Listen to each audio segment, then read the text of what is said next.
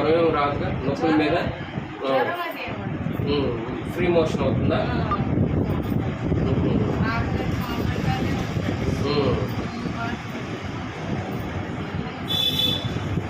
Walk ఏం లేదు. ఇది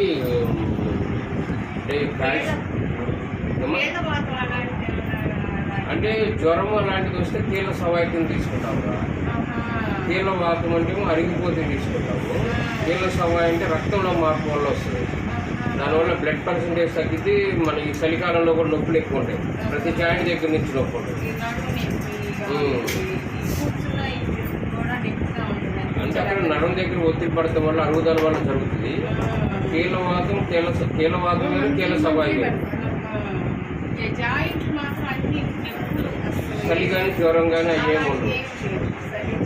అంటే అయితే నేను గుజ్జు పెరగకపోవడం వల్ల ఇప్పుడు లేడీస్లో డెలివరీస్ అయిపోయిన తర్వాత హార్మోన్స్ లెవెల్స్ తగ్గుతాయి కదా, దానివల్ల కాల్షియం లెవెల్ బయటకు తగ్గిపోతాయి. దానికి గుజ్జు